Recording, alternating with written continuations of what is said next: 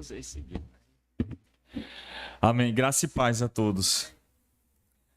Abra sua Bíblia comigo em Mateus capítulo 9.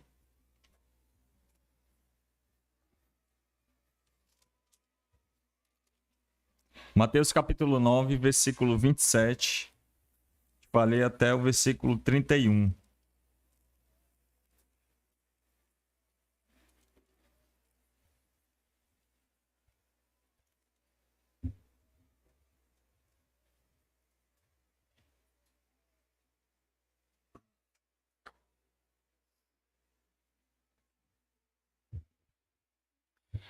Mateus capítulo 9, versículos 27 ao 31. Todos acharam? Vamos ler, né? Partindo Jesus dali, 2 cegos o seguiram e clamavam: tem compaixão de nós, filho de Davi. E tendo ele entrado em casa, os cegos se aproximaram dele. E Jesus lhe perguntou-lhes: credes que eu posso fazer isso? E eles responderam: sim, Senhor. Então, Jesus lhes tocou os olhos, dizendo: seja feito conforme a vossa fé. E os seus olhos foram abertos. E Jesus lhes ordenou terminantemente: cuidado para que ninguém vos saiba disso. Eles, porém, saíram e divulgaram a sua fama por toda aquela terra. Só até aí. Curva a tua cabeça e vamos orar de novo.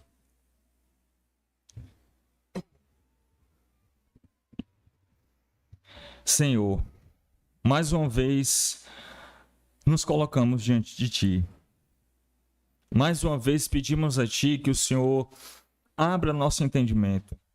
Assim como o Senhor fez com tantos e tantos homens e mulheres de Deus ao longo da história, abrindo o coração para que a Tua palavra fosse recebida, para que a Tua palavra fosse transformadora na vida daqueles que a ouvem, na vida daqueles que a recebem. Prepara o nosso coração, Senhor, para que a Tua palavra entre nele, para que a Tua palavra seja frutificada, para que a Tua palavra seja uma forma que nos traga mais para Ti, para que Tua palavra nos encha de Ti. Fala conosco, Senhor.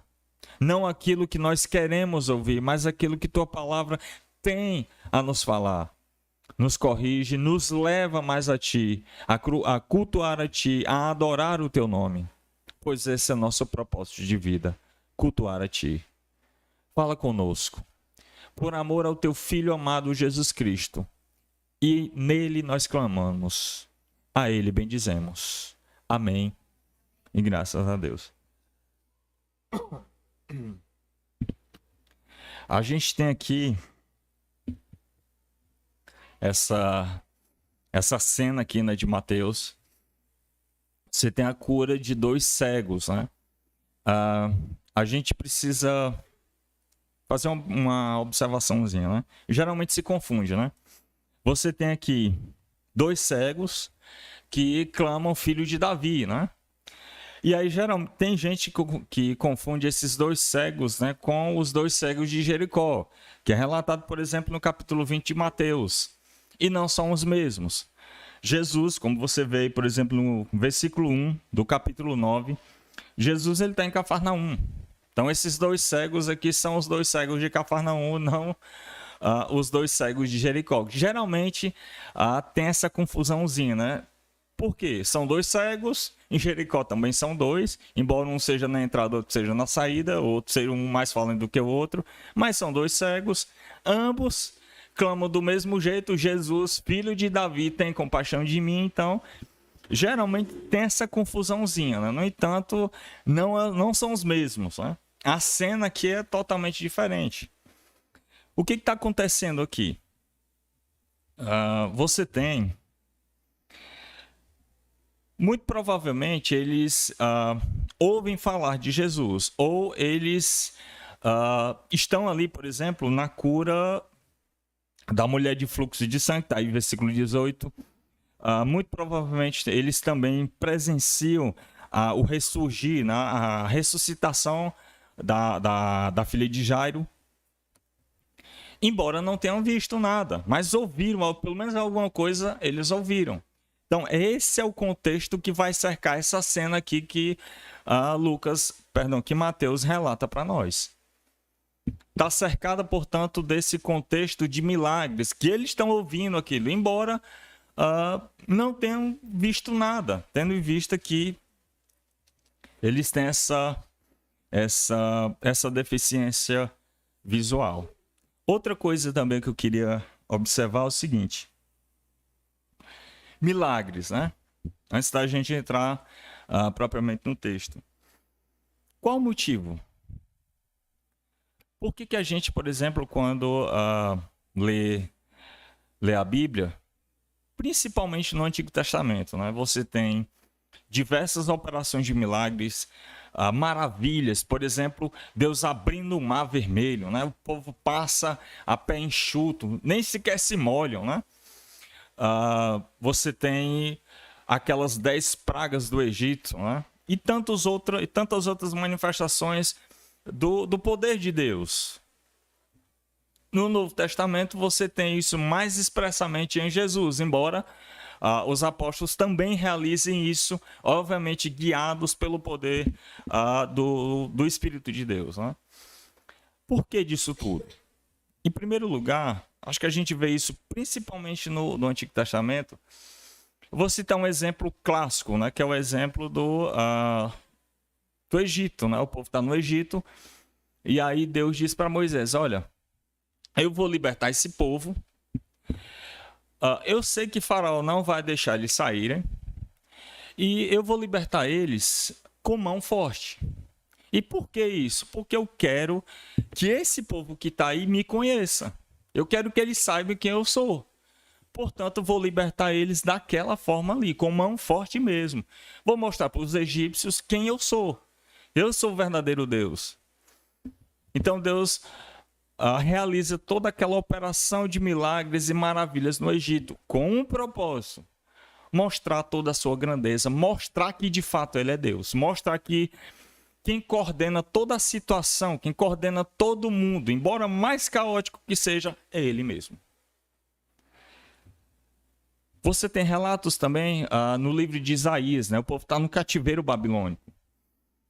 Se não me foge a memória, é Isaías capítulo 45. Se não me foge a memória, que Deus diz assim, acho que é versículo 7. Ele cria as trevas, né? Ele cria o bem e o mal. Parafraseando aqui, óbvio, né? A ideia ali é o seguinte: quem colocou o povo no cativeiro babilônico foi o próprio Deus. E quem vai tirar o povo daquele cativeiro é o próprio Deus. Qual é o intuito de tudo isso? Para que o povo entenda quem de fato é Deus. Para que o povo se volte para o único Deus verdadeiro, que é o Deus que libertou esse povo do Egito.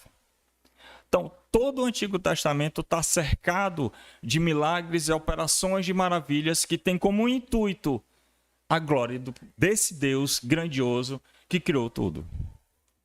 No Novo Testamento também não é diferente.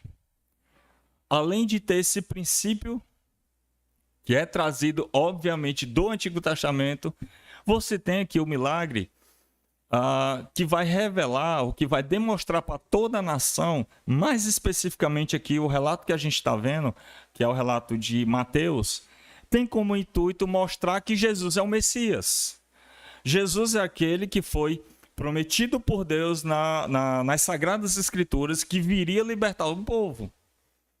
Então, portanto, todos os milagres que cercam aqui a história de Jesus, a vida de Jesus, e não somente dele, a vida dos apóstolos que vão ser encarregados de pregar o evangelho dele, de anunciar a sua mensagem, anunciar aquilo que ele havia ensinado, tem como intuito mostrar a sua messianidade, mostrar que Jesus é aquele prometido por Deus, que libertaria o povo.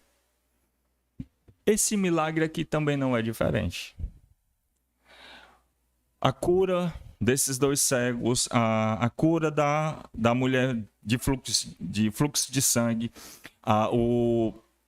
o ressuscitar da filha de Jairo e tantos outros milagres, Jesus andando sobre as águas, tudo tem com o intuito de revelar que de fato ele é o Messias e aquilo mostrar para o povo que Deus está cumprindo aquilo que ele havia prometido nas Sagradas Escrituras. Então esse é o motivo, ou esses são os motivos da operação de milagres.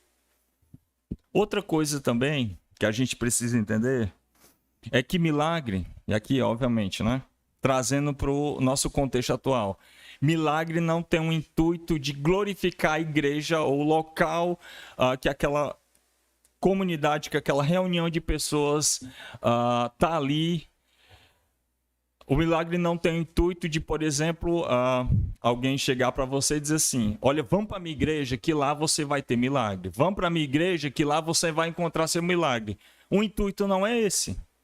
Jesus pode fazer isso, é óbvio. Ele é Deus, ele pode fazer o que ele quiser. Mas esse não é o intuito. O intuito de você vir para cá hoje, de eu estar aqui hoje, é cultuar a Deus, independentemente da operação de milagre. É para isso que a gente vem cultuar a Deus. Por que isso é importante? Por exemplo, João capítulo 6, né? Jesus ele realiza multiplica, né, pães e peixes. E aí o povo vai para Jesus com o intuito de quê? De mais, vamos dizer assim, dele ter uma vida normal, ter uma vida isenta de trabalhos, abre aspas, isenta de problemas, que Jesus vai solucionar tudo. É tanto que, quando eles chegam a Jesus, com o intuito, muito provavelmente, de proclamá-lo rei, Jesus diz assim, olha, vocês me buscam não pelos sinais que eu fiz, que mostravam minha messianidade, mostravam que, de fato, eu era o profeta descrito em Deuteronômio, que Deus havia dito para Moisés que viria um semelhante a ele. Vocês não estão aqui porque vocês viram que eu sou esse profeta, que eu sou esse Messias. Vocês estão aqui porque vocês comeram e se saciaram. Vocês me buscam unicamente por isso. Resultado, o discurso de Jesus vai ser estendido até o versículo 60 de João 6, quando é dito o seguinte, duro é essa palavra. E aí muitos se escandalizam e vão-se embora. Por quê? Eles estavam ali unicamente porque Jesus tinha essa ideia em mente, porque Jesus iria, abre aspas, solucionar o problema deles. Talvez, por exemplo, uma cura que eles tanto queriam, uma vida melhor, uma vida próspera. Jesus então se volta para os seus discípulos e diz assim, e vocês não vão? Pedro então responde, para onde iremos nós, se só tu tens as palavras de vida eterna? E cremos que o Senhor é o Cristo, Filho de Deus. O intuito do milagre, portanto, é isso, é anunciar quem Jesus é. É anunciar quem Jesus é. A gente não busca a Deus pelos milagres, buscamos a Ele porque Ele nos restaurou, porque Ele nos guiou até Ele. Porque a nossa vida só tem sentido e significado debaixo do sol se for diante dele. É para isso que nós estamos aqui. Muito bem, vamos lá, né? Agora para o texto, né? Só esse breve resumo, né? Vamos lá, versículo 27.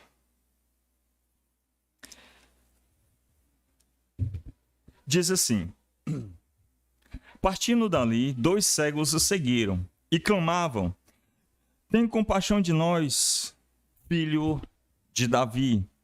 Mais uma vez, né?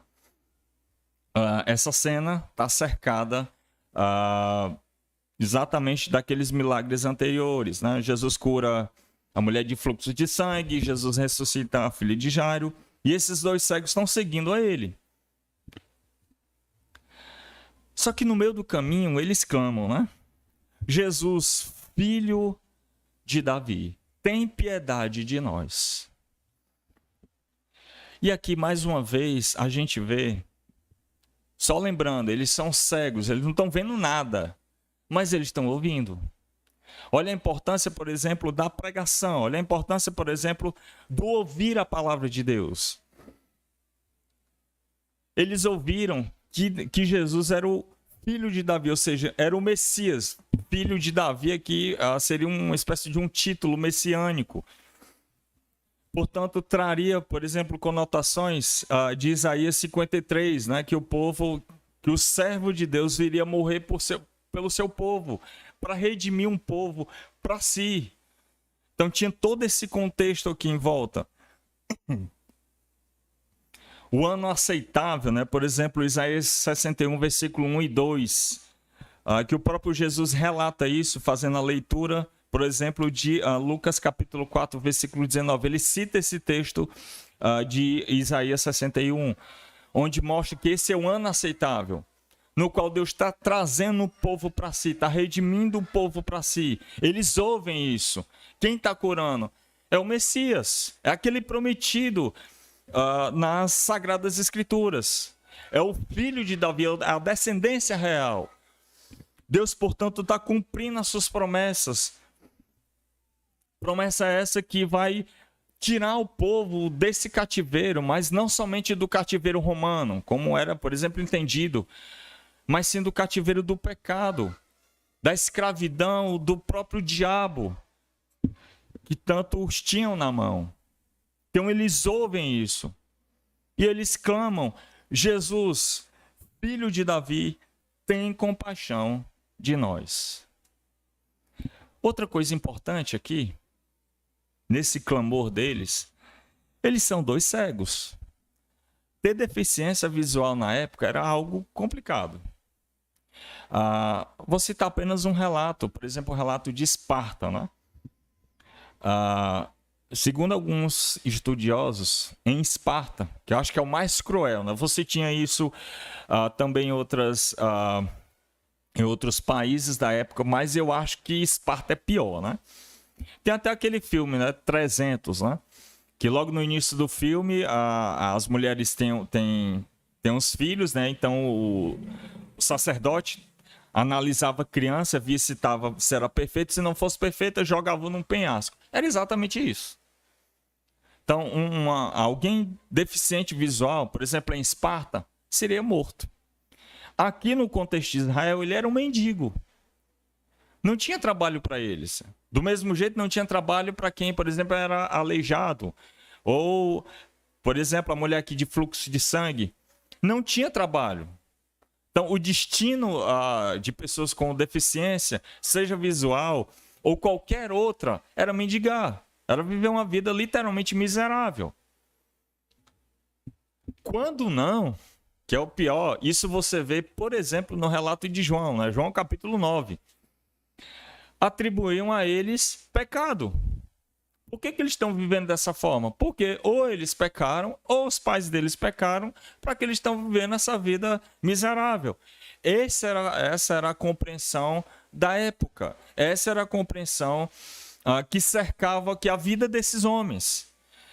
Outro relato, agora do Antigo Testamento, e o mais clássico deles é o livro de Jó. Jó tem toda aquela doença, aquela lepra, coisa terrível. Os filhos morrem, tudo se desmorona. E os amigos de Jó, todos os três, ou melhor, os quatro, né? Dizem que tudo aquilo que acontece com eles é porque eles pecaram contra Deus. Esse é o resumo da ópera ali, vamos dizer, do livro de Jó. Todos atribuem a Jó pecado. Talvez blasfemou de Deus, talvez ele negou, sei lá, alguma ajuda a uma viúva, talvez um órfão. Por isso que ele está vivendo daquela forma. Então tinha esse contexto aqui cercado também para esses homens, embora isso não fosse verdade. Em João capítulo 10, o próprio Jesus desmente isso, né? Então é isso que cercava a vida desses homens. Por isso eles clamam: Jesus, filho de Davi, tem compaixão de nós. Era o único que podia ter compaixão deles. A sociedade que os cercava ou atribuía o pecado a eles, ou tinham eles como mendigo, que de fato era isso que acontecia. Oportunidade alguma teriam.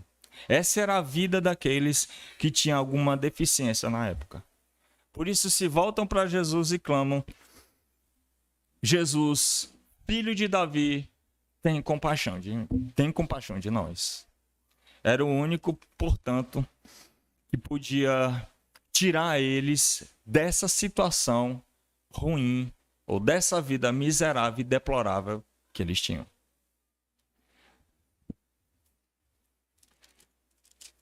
Não é complicado, né, isso, né? Você ter um problema e alguém religioso, alguém, abre aspas, temente a Deus, ir até você e dizer que você está assim porque você pecou. Você está assim, portanto, você não tem mais solução na vida, você vai sofrer o resto da sua vida. Não é complicado isso? Era mais ou menos essa a vida deles. Mais ou menos isso. Versículo 28.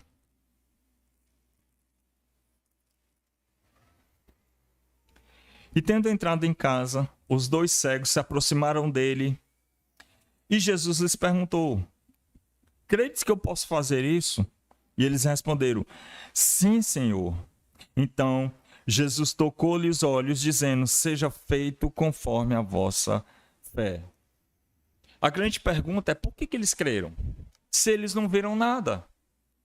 Eles não viram nada. Nenhum milagre eles viram. Por que eles creram? E aqui, mais uma vez, você tem o impacto, né, da própria palavra. Romanos capítulo 10, versículo 17 diz que a fé vem pelo ouvir e o ouvir a palavra de Cristo ou a palavra de Deus. Foi exatamente isso que aconteceu com eles. Não viram nada, mas ouviram. Ouviram a palavra de Deus. Perceba que o milagre ele é sumamente importante. A operação de sinais e maravilhas feitas por Deus, ela é importantíssima. No entanto, ou um milagre, ele vai nos guiar mais ainda para Deus, ou ele vai nos tornar mais incrédulos ainda. Vou dar um exemplo aqui, mais uma vez, do Antigo Testamento. Eu estou citando mais aqui o exemplo clássico, né, que é o exemplo do Egito, clássico deles.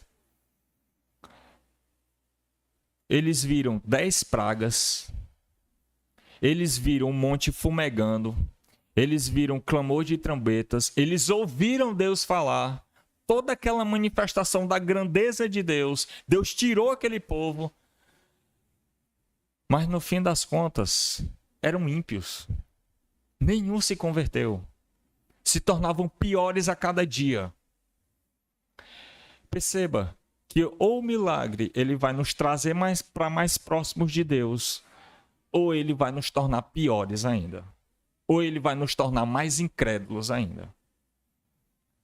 O milagre ele serve exatamente para mostrar toda a grandeza de Deus, mas quem nos converte, quem nos traz para ele, quem transforma nosso coração é a palavra dele.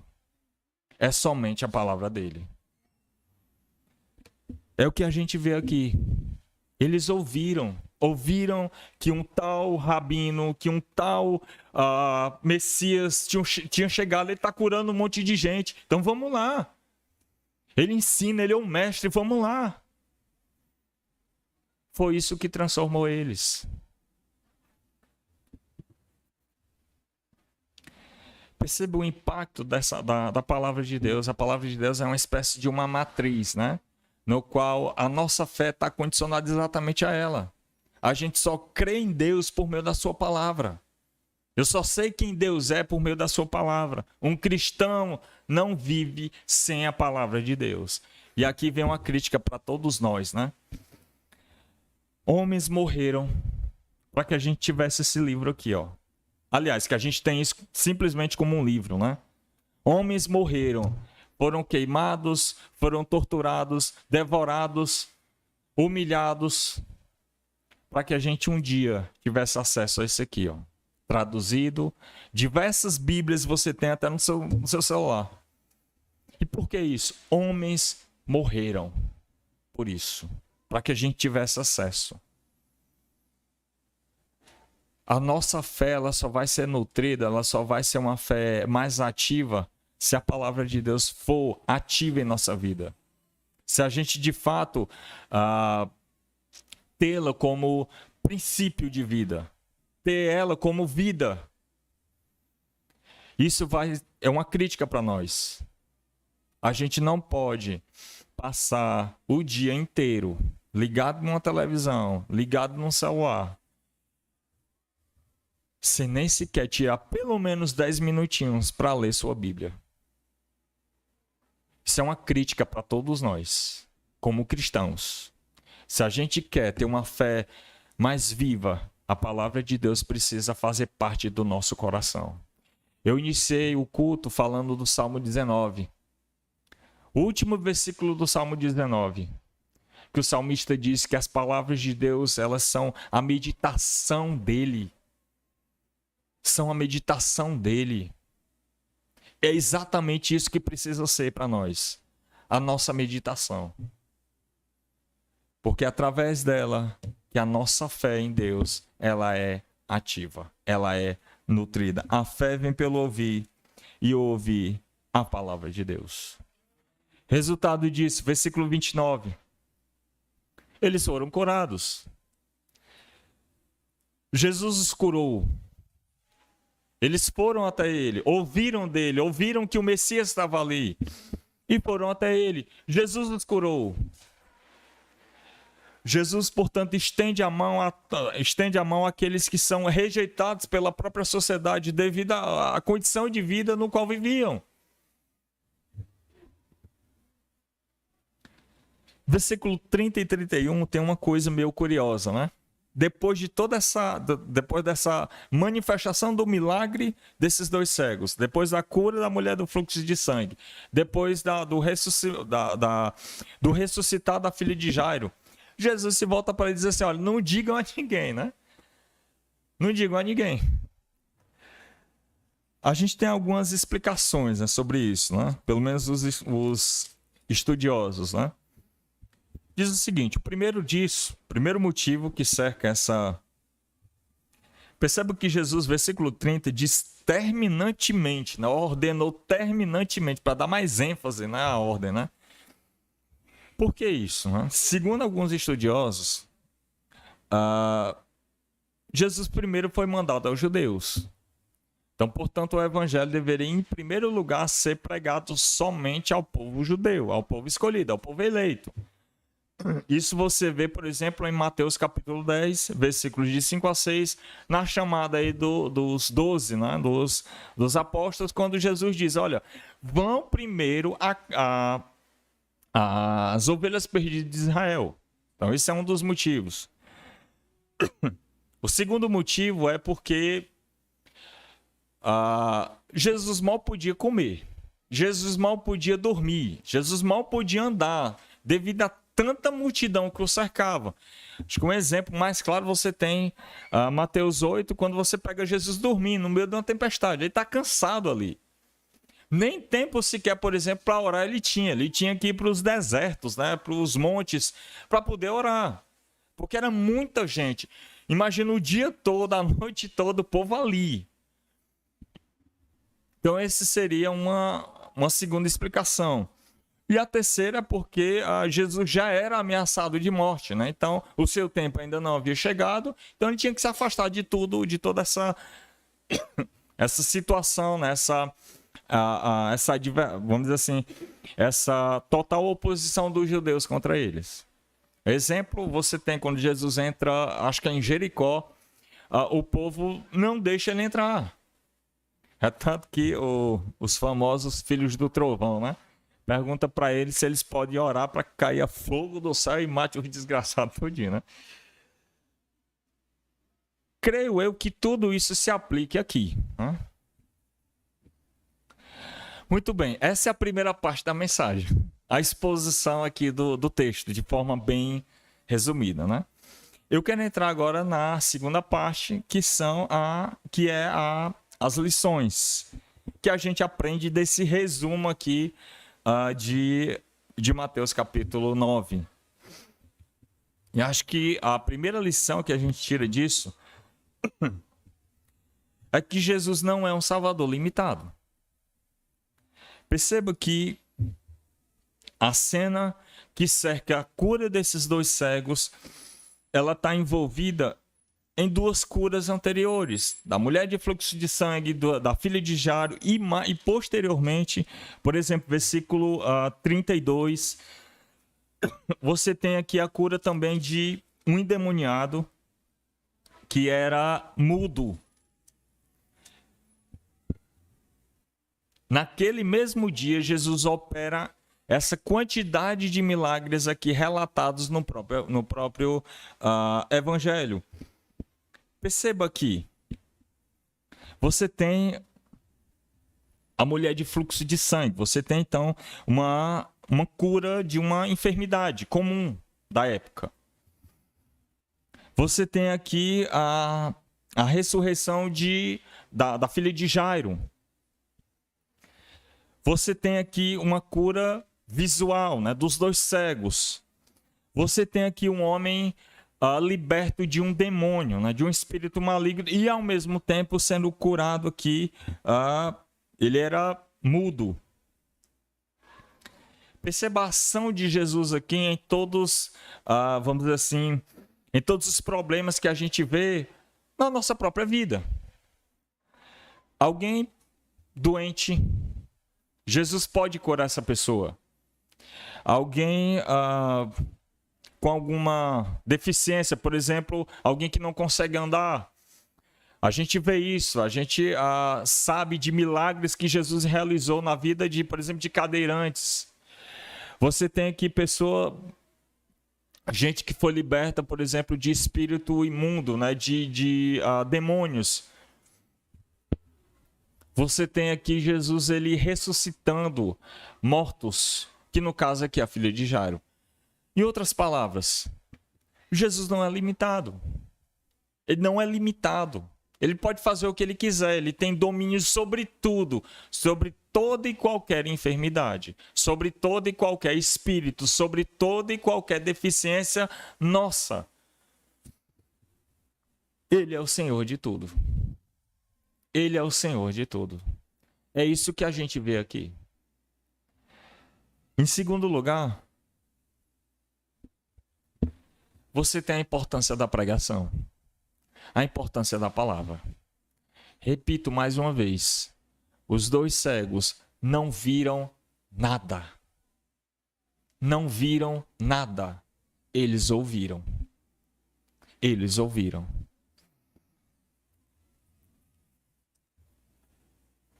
Imagina só uma pessoa que passa a vida todinha sem enxergar nada. Ele está só ouvindo.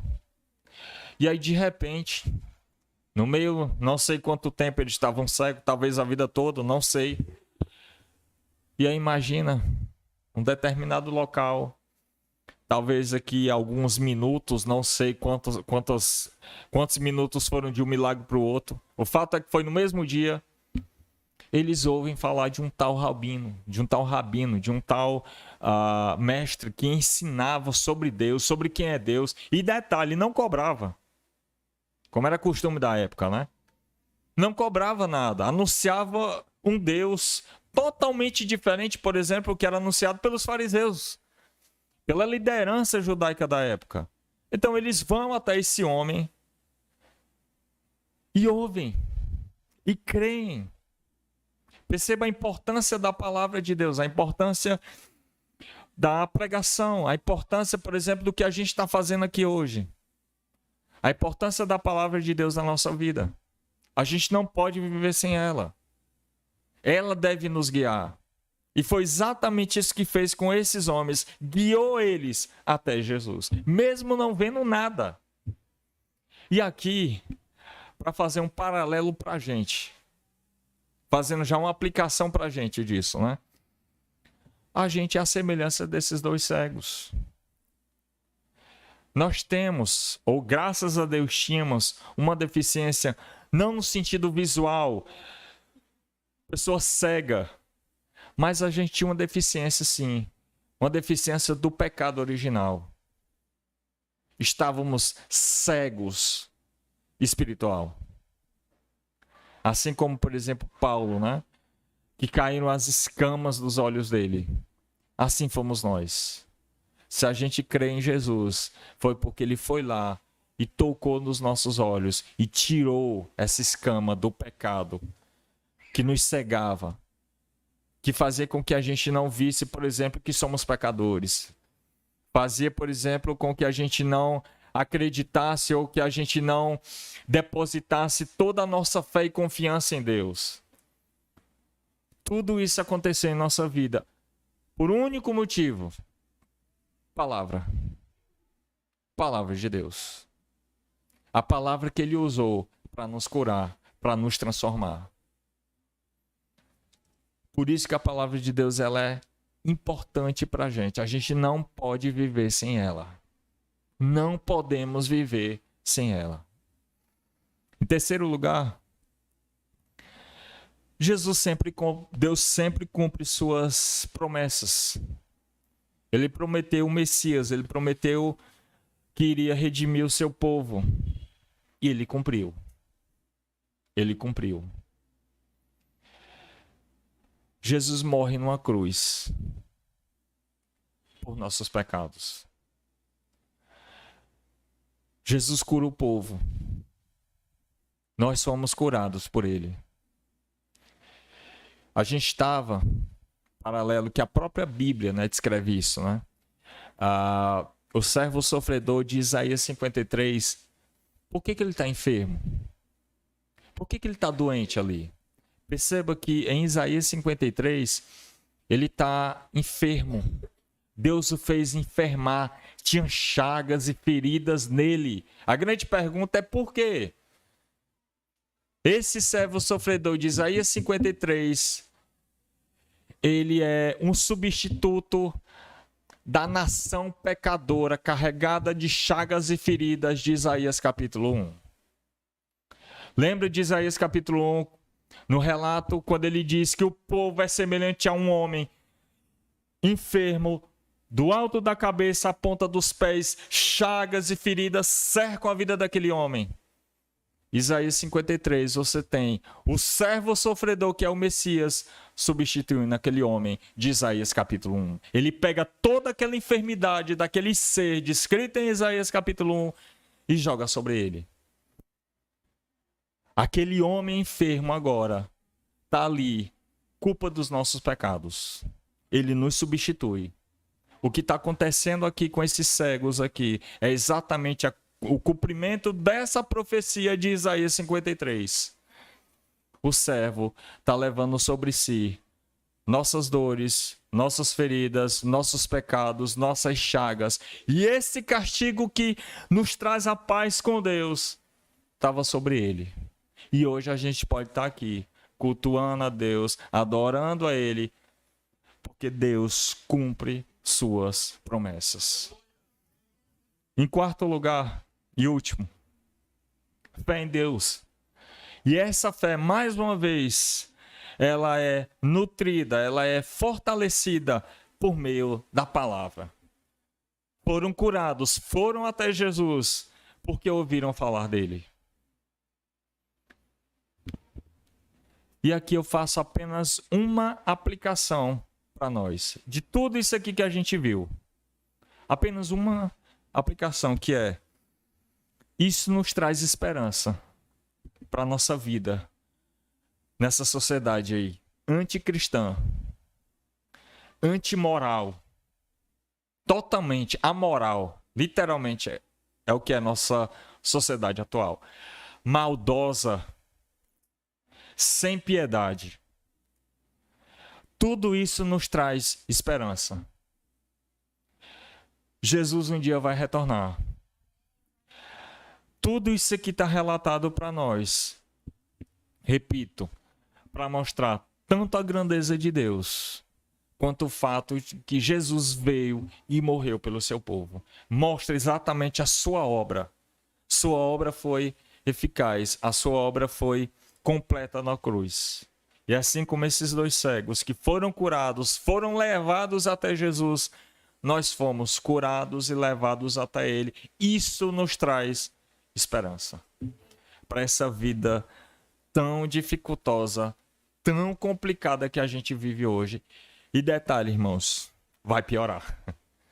É por isso que somente nele a gente pode ter esperança. Não aqui debaixo do sol, mas para uma vida vindoura, uma vida futura. Que aí sim, como diz Apocalipse, né? Nada de lágrimas, de dores, nem clamor, porque as primeiras coisas já passaram. Amém? Vamos ficar de pé, vamos orar.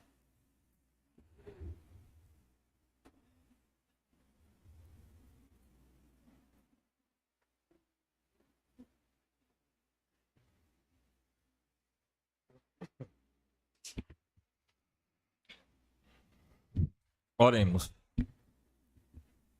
Senhor, mais uma vez nos colocamos aqui.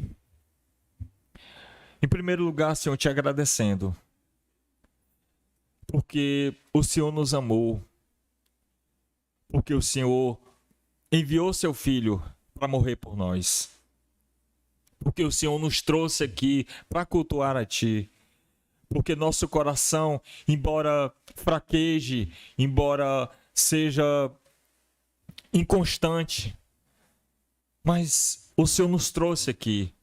O Senhor é quem nos guia.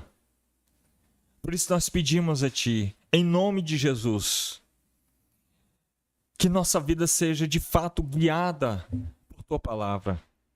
Que a gente possa de fato viver o Teu Evangelho, viver para a Tua glória. Senhor, nós encontramos esperança em Ti. Esperança diante de tanto problema que a gente vive, de tanta dificuldade que a gente enfrenta, diante desse mundo que é totalmente oposto a nós. Senhor, nos guia. Não nos afasta, Senhor, em momento algum da Tua presença. Nos atrai mais para Ti. Faz com que a gente Te ame mais. Faz com que a gente ore mais a Ti. Faz com que nosso coração seja cheio da Tua palavra. Que nossas palavras sejam as palavras do Teu Evangelho. Que nosso sangue, ele pulse por Ti, Senhor. Que nosso coração seja cheio da Tua presença. Senhor, não deixa em momento algum que venhamos a nos desviar de Ti. Nos traz mais para Ti, nos protege, nos guarda diante desse mundo tão tenebroso que está aí. Confiamos em Ti, Senhor. Colocamos toda a nossa esperança diante de Ti. Pois sem Ti, Senhor, não há vida. A verdadeira vida está em Te conhecer, em Te adorar, em viver para Ti. Por isso nós pedimos a Ti, ouve nossa oração, ouve nosso clamor, Senhor. Desde já nós pedimos que o Senhor nos dê uma semana na Tua presença, cheios de Ti, para glorificar a Ti aonde a gente estiver, Senhor. Que tudo que a gente for fazer, seja nosso trabalho, seja nossos estudos, seja a nossa reunião com colegas de trabalho ou qualquer outra coisa, que seja para a Tua glória, Senhor. Que seja unicamente para louvar o Teu nome. Nos despede em paz. Nos leva para os nossos lares. Renova as nossas forças. Renova a nossa vida espiritual diante de Ti. Para que possamos cultuar a Ti. Hoje e desde agora. Todos os dias da semana. Que somente o Senhor seja louvado e engrandecido em nossas vidas. Nos despede em paz, nos proteja, nos guarde. Em nome de Jesus, nós te oramos e nele te agradecemos. Amém e graças a Deus.